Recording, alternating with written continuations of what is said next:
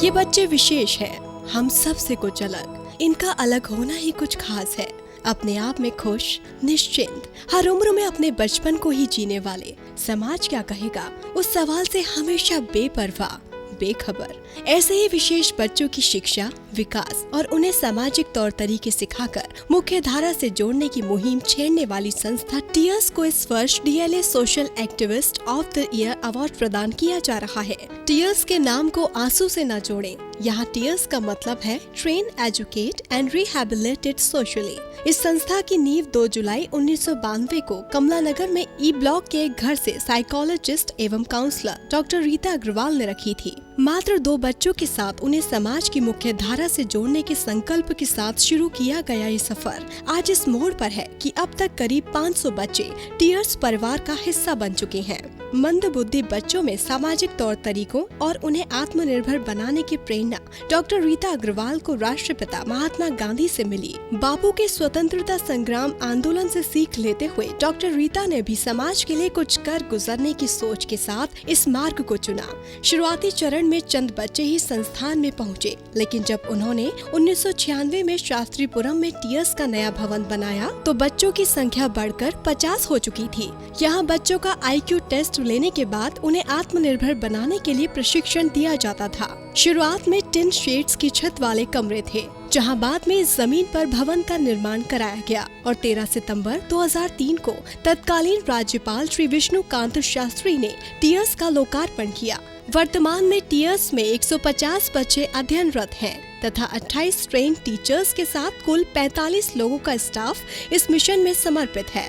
Tears Agra मंडल की एकमात्र संस्था है जहां मंदबुद्धि बच्चों को शिक्षण और व्यावसायिक प्रशिक्षण के साथ साथ वाक एवं शारीरिक चिकित्सा भी प्रदान की जाती है।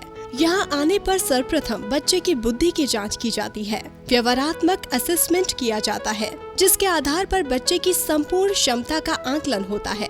फिर उसकी बुद्धि तथा व्यवहार के आधार पर ही हर बच्चे की ट्रेनिंग के लिए योजना भी अलग अलग बनाई जाती है। यहाँ बच्चों को स्क्रैबलिंग से लेकर अखबार पढ़ने तक प्रशिक्षण दिया जाता है। सेल्फ हेल्प स्किल के अंतर्गत brushing, grooming, crossing, dressing, eating, buttoning आदि दैनिक क्रियाएं सिखाई जाती हैं। आप अचरज ही करेंगे कि बेशक ये काम हमारे लिए सामान्य हो, पर इन बच्चों को ये सब सीखने में 1 साल तक का समय लग जाता है। 1 साल में जहाँ सामान्य बच्चे एक क्लास से दूसरी क्लास में पहुँच जाते हैं, तब तक इनमें से कुछ बच्चे केवल नंबर 1 ही पढ़ना, बोलना और लिखना सीख पाते हैं। जाहिर है कि ऐसे में शिक्षक बिना किसी झुंझलाहट के साथ धैर्य एवं संयम रखते हुए अपने कर्तव्य का पालन करते हैं। दैनिक क्रियाओं के साथ टीयर्स में बच्चों को वोकेशनल ट्रेनिंग प्रोग्राम के तहत डांस, गाना, खेल, सिलाई, कढ़ाई, पेंटिंग, राखी बनाना, करवा चौथ के करवे, दीपक, बंधनवार, लिफाफे, ग्रीटिंग कार्ड्स, दरी, पायदान, चादर, बैग, अगरबत्ती, मोमबत्ती आदि चीजें बनाना भी सिखाते हैं। बिहेवियरल ट्रेनिंग के दौरान इन बच्चों को सामान्य शिष्टाचार और सामाजिक शब्दों तथा बातचीत करने का सलीका भी सिखाया जाता है। एक क्लासरूम में मात्र 8 से 10 बच्चे ही रखे जाते हैं ताकि शिक्षक हर बच्चे पर पर्याप्त ध्यान दे सके।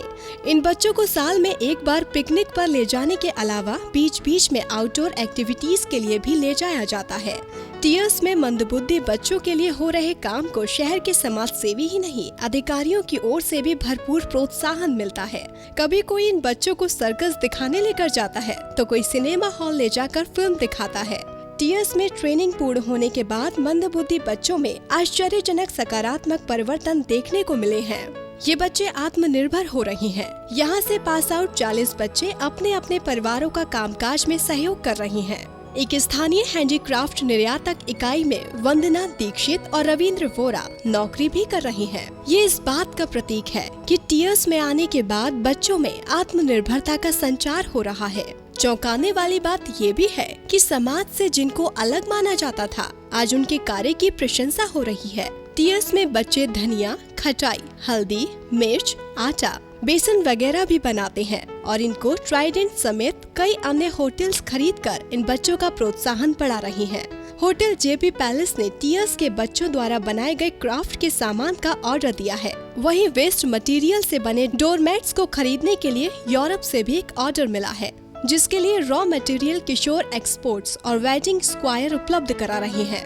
टीएस के बच्चों द्वारा तैयार सामान को ताज महोत्सव, आगरा क्लब व अन्य व्यावसायिक संस्थाओं के साथ साथ कई जगहों पर पसंद किया जा रहा है। गीत संगीत में भी ये बच्चे कमाल कर रहे हैं। ताज महोत्सव और आगरा क्लब में हर वर्ष इन बच्चों द्वारा सांस्कृतिक कार्यक्रम प्रस्तुत किए जाते हैं। वहीं खेल की दुनिया में भी बच्चों ने अपने जौहर दिखाए हैं।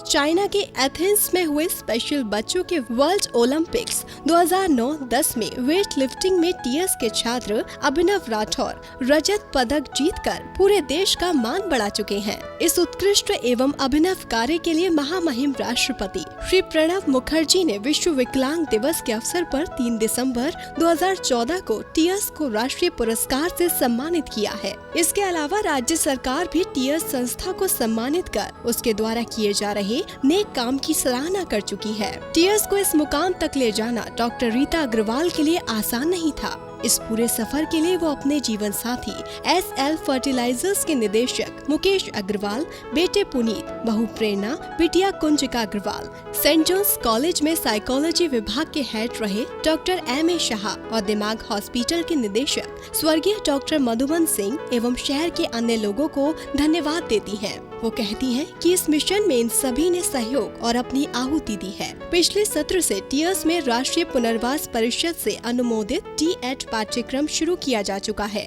और अब BEd पाठ्यक्रम शुरू कराने के प्रयास चल रहे हैं और आने वाले समय में स्पीच फिजियोथेरेपी व वोकेशनल ट्रेनिंग को संस्थान में और ज्यादा मजबूत किए जाने पर जोर रहेगा। कुछ अलग हटकर कर रही संस्था टीएस को बार बार साधुवाद, शत शत नमन।